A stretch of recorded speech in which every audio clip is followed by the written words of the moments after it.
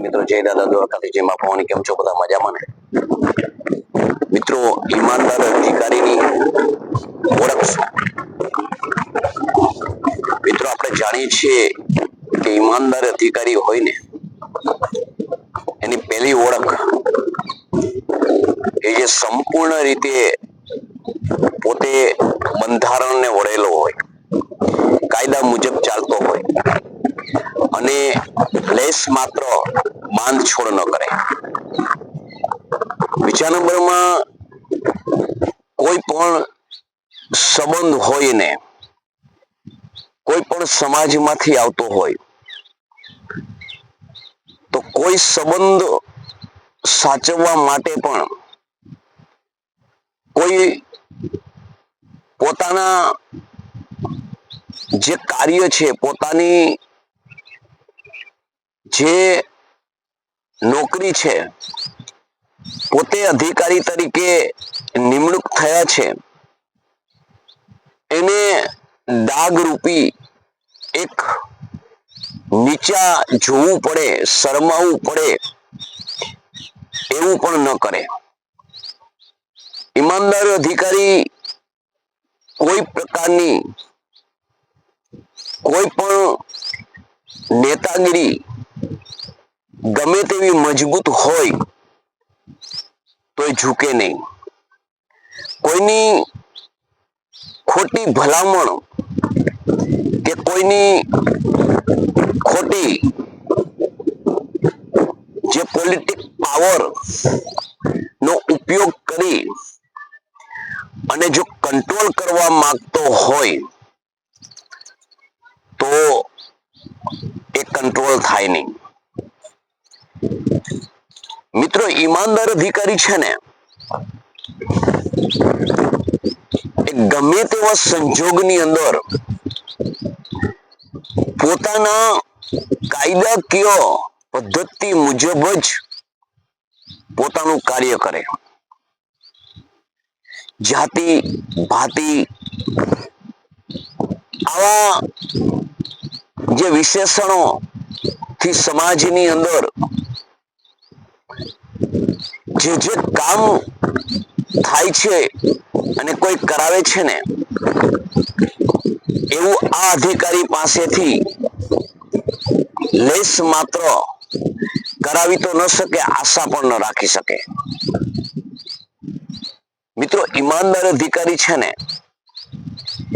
એ પરિપૂર્ણ રીતે સર્વત્ર સમાજને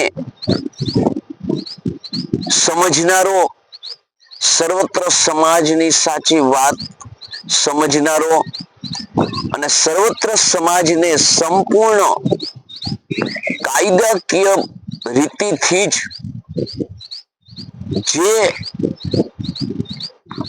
એકને જવાબ આપે એ જ બીજાને એ છેવાડા સુધીને આપે છે. ઈમાનદારી અધિકારી પોતે પોતાની ફરજ માટે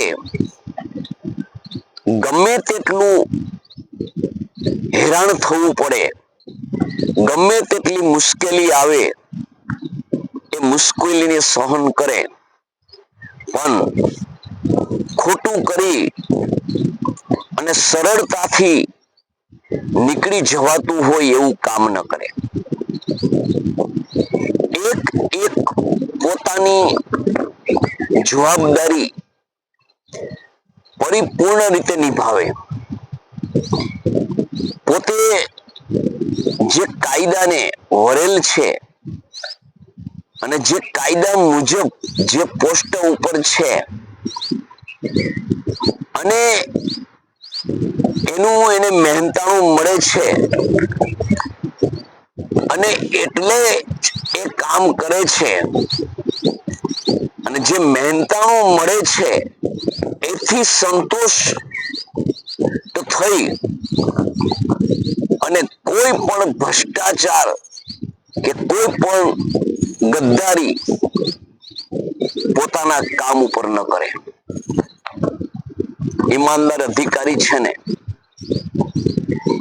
એ પોતાનો અરજદાર જે તે આવે, ગમે તે સમાજમાંથી આવે,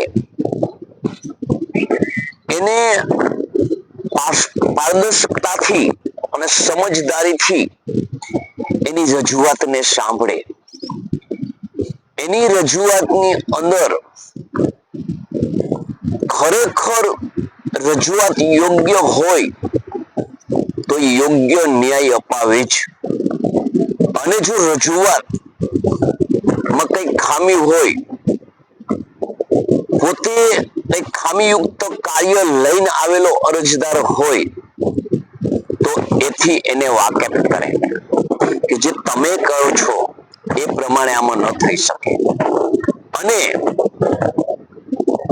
બિચારો બાપડો બની ગયેલો અને ચિત્રાના હાલ જેવી સ્થિતિ લઈ મગરમચ્છના આંસુ સારી અને ખોટો અરજદાર બની અને એવા અધિકારી પાસે જઈને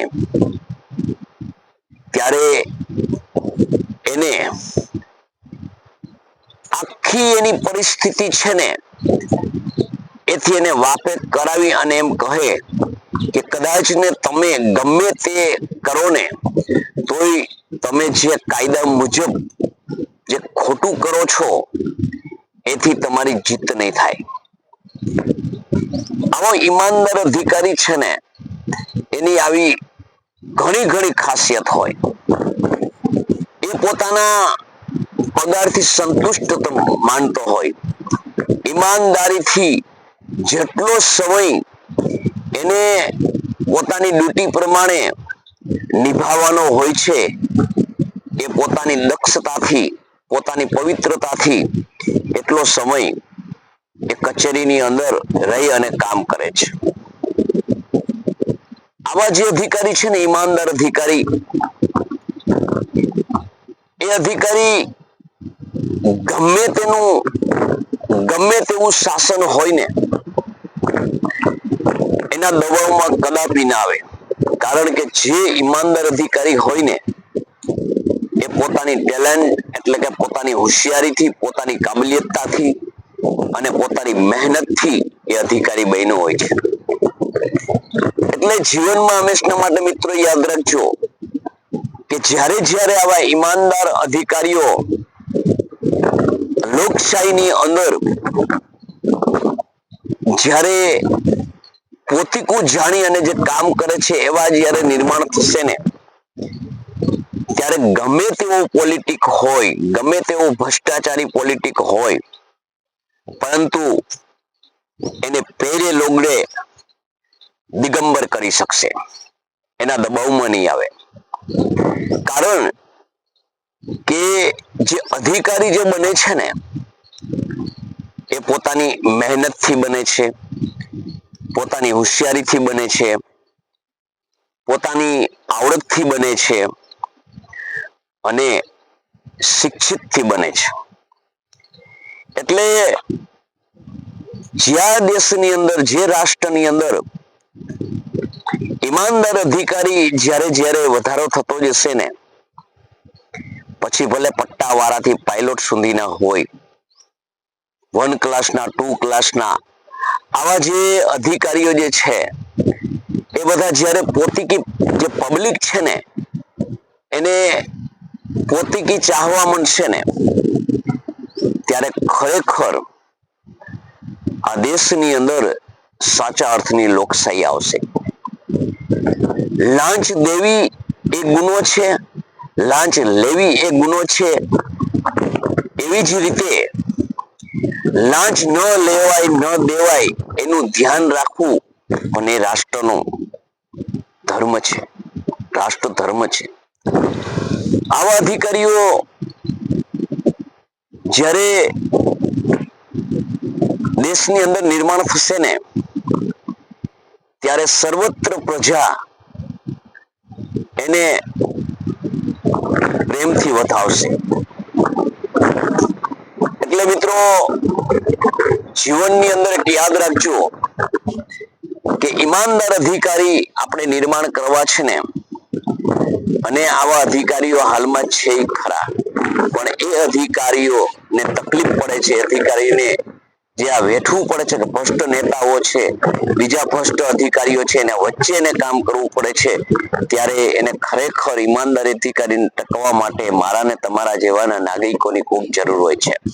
તો એવા અધિકારીઓને તમે સાથ સહકાર આપજો અને આવનાર સમયની અંદર આપણા લોકશાહી ખરા અર્થનો એ લોકશાહી દેશ છે, ખરા અર્થની લોકશાહી આવા અધિકારીઓ જ આપણને અપાવી શકશે. તો જય માતાજી, જય દાદા દ્વારકાધીશ, જય માં ભવાની.